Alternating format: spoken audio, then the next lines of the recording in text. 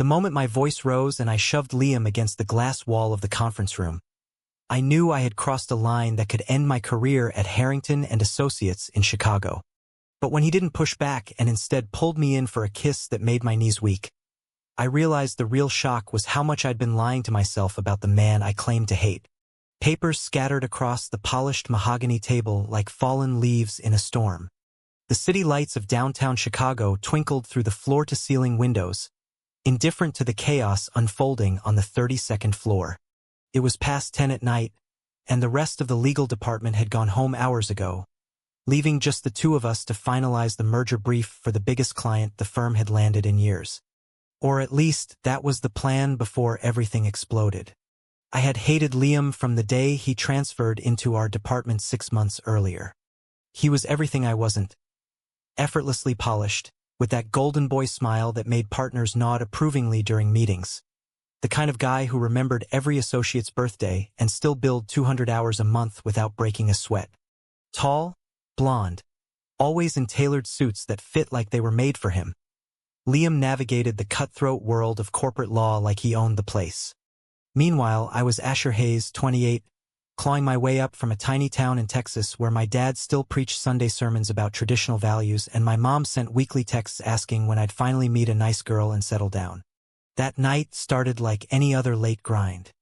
We'd been co-leading the due diligence on the Carlisle Tech acquisition, poring over endless contracts and financial disclosures.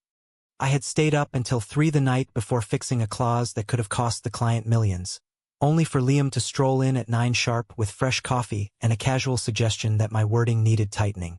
Again, just making sure we're airtight, Asher, he'd said with that calm tone that never quite hid the superiority underneath. Or maybe that was just my perception. Partners loved him. Clients loved him.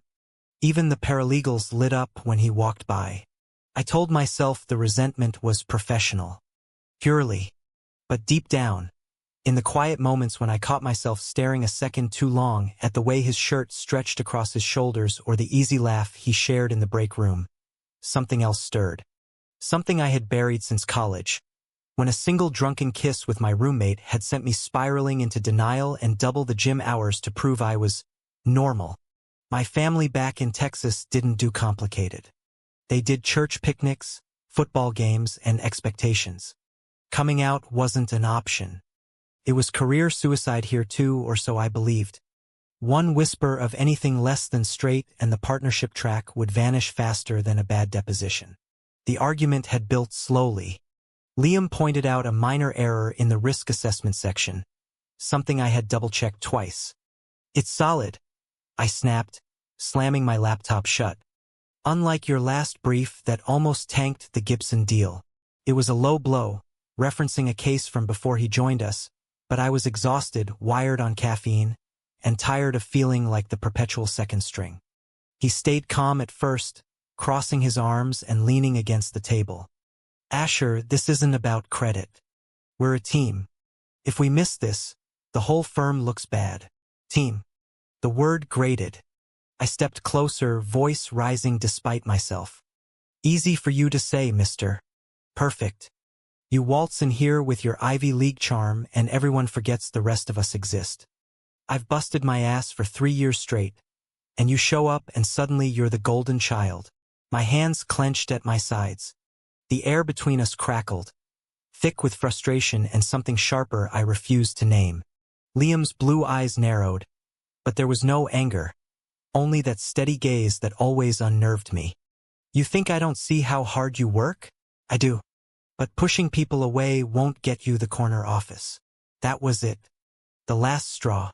I shoved him, not hard enough to hurt but enough to make my point, my palms hitting his chest. "You don't know anything about me." The words came out raw, laced with everything I had bottled up. And then, in the split second before reason could catch up, I did the unthinkable. I grabbed his collar and kissed him. Hard. Angry. Desperate. His lips were warm, surprised at first, then responding in a way that sent fire through my veins. For one suspended heartbeat, the world narrowed to the taste of coffee on his breath, the faint scent of his cologne, the way his hand came up to steady my arm instead of pushing me away. When we broke apart, both breathing heavy, the silence was deafening. Liam stared at me, chest rising and falling. Asher, I backed up, horror flooding in. That wasn't. Forget it. I'm done. I turned to grab my bag, ready to walk out and never look back, but his voice stopped me cold. Wait, don't go. The night air outside the building felt colder than it should have in June, but I didn't leave. Not yet. The elevator ride down to the lobby was the longest 30 seconds of my life. Liam stood beside me, tie slightly crooked from where I'd grabbed it, saying nothing as the numbers ticked lower. My mind raced through every possible outcome. HR report, termination, whispers in the hallways, my dad's disappointed face on a video call from Texas. I had just kissed the one colleague who could ruin me, and worse, he'd kissed back. Or had I imagined that part? Outside on Michigan Avenue, the city hummed with late-night traffic. Liam suggested we walk to the small cafe around the corner that stayed open for lawyers pulling all-nighters. We need to talk, he said quietly, hands in his pockets. I nodded, too stunned to argue. Over 2 cups of black coffee at a corner table, the story unfolded in fragments. He wasn't angry. If anything, he looked relieved. I've seen the way you look at me when you think no one's watching, he admitted, voice low so the barista wouldn't hear. And I've been looking back longer than I should. Liam told me he had come out in law school quietly to close friends only. At the firm, he kept it professional. No office romances, no pride flags on his desk. This place eats people alive if they show weakness, he said with a wry smile. I figured you were straight. The way you talk about your family visits, the girlfriend stories you never quite tell. I laughed bitterly. There are no girlfriend stories. Never have been. Not real ones. For the first time, I let the words out. The guilt from high school dances I faked enthusiasm for. The prayers my parents led at dinner asking for me to find a good Christian woman. The nights I scrolled through anonymous forums wondering if I was broken. Liam listened without judgment, his knee brushing mine under the table once, twice, sending sparks I couldn't ignore. We didn't go home together that night. Instead, we set ground rules right there in the cafe. This couldn't affect work. No one could know. It was too risky for both of us. But the kiss had cracked something open, and over the next week, the resentment I had nursed began to shift into something warmer. Late nights turned into shared takeout in the break room when no one else was around. Subtle touches when passing files. A text at midnight.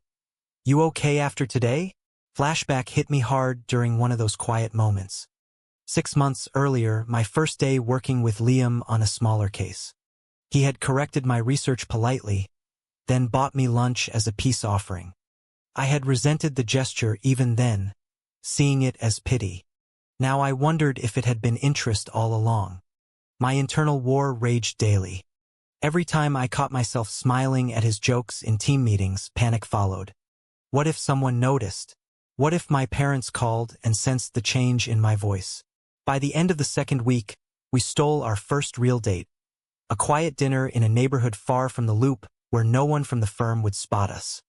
Liam talked about his own family, supportive but distant in New York, and how he had lost a partner years ago to the same kind of pressure I was fighting. I don't want to hide forever, he said over pasta, his hand finding mine on the table. But I get it if you do. The words lingered. Hiding had been my default for so long. But with Liam, the walls felt thinner. Still, the office loomed. The big merger hearing was approaching, and we had to present a united front.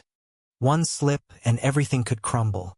The merger hearing loomed like a storm cloud. Partners hovered, demanding perfection, and Liam and I spent 14-hour days locked in conference rooms refining arguments. The kiss had changed everything and nothing. At work, we were still the same. Polite, efficient, competitive.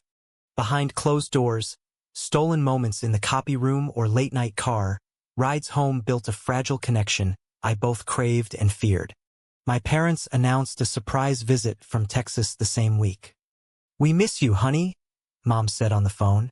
Your father wants to see that big city office of yours. Panic set in. They expected the straight, successful son they had raised.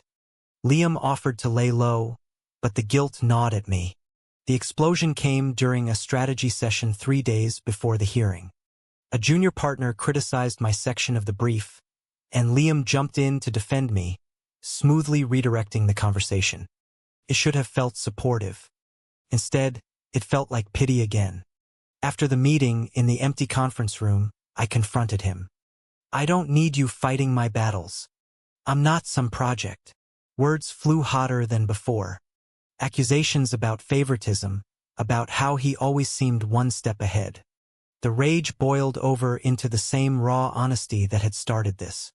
I grabbed him again, but this time the kiss was mutual, deeper, filled with weeks of tension. When we pulled apart, Liam's forehead rested against mine. Asher, I see you. All of you. Stop pushing me away. That night, we finally talked about the future. He admitted his own fears, the partner who had left because Liam wouldn't come out fully at work. I shared stories of family dinners where silence about my personal life grew heavier each year. For the first time, I felt seen. But the next morning, rumors started. A paralegal had seen us leaving together too late. Nothing concrete, but the looks in the hallway shifted. My chest tightened with every passing comment. The hearing was in 2 days. We couldn't afford distractions. The hearing went flawlessly. We won the motion. Partners clapped us on the back, and for a brief moment, the office celebrated. Liam and I exchanged a secret smile across the room, but the undercurrent of fear remained. My parents arrived that weekend, full of questions about my social life. Dad toured the firm proudly, shaking hands with Liam without knowing the truth. The charade exhausted me. Liam suggested a weekend getaway to a cabin outside the city. No work, no hiding. There, under pine trees and quiet evenings, we opened up more. He cooked simple meals while I talked about the pressure to marry, to produce grandkids. He shared stories of his own coming out, the freedom it brought mixed with the loneliness of keeping it from colleagues. Our connection deepened into something real, tender moments of understanding that healed old wounds. Back at work, however, the rumors grew. A jealous associate hinted at seeing us together, planting seeds of doubt. I pulled away instinctively, terrified of losing the partnership track my family bragged about. Liam noticed, hurt flashing in his eyes during a late meeting. If you're not ready, I understand. But don't shut me out. A crisis hit when my mother found a text from Liam on my phone during their visit. Nothing explicit, but the tone was enough. The confrontation in my apartment was brutal, tears and accusations flying. This isn't you, Asher. Think of your future. I defended myself for the first time, voice shaking but firm. Liam waited outside, ready to support if I needed him. The choice loomed larger. Love or the life I had built on lies. The betrayal came from within. The jealous associate leaked whispers to a senior partner, framing it as a conflict of interest on the merger team. Suddenly, Liam and I were called into separate meetings, questioned about professional boundaries.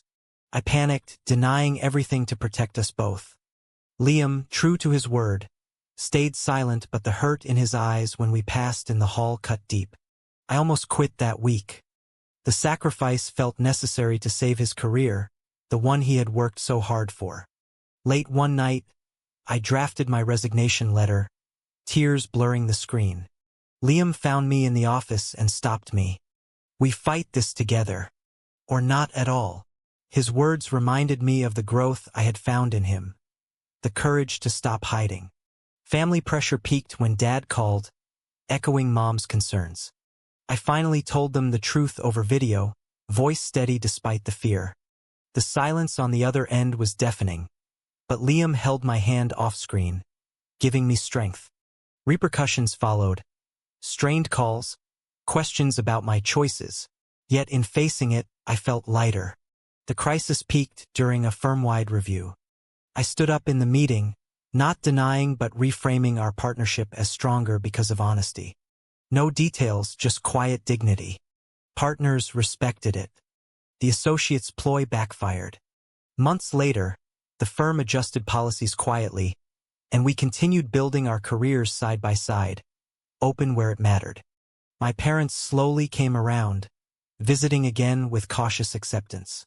Liam's steady presence grounded me through every doubt. We stood on that same Chicago rooftop where we had celebrated small wins, watching the sunset paint the skyline gold. His arm around my shoulders felt like home.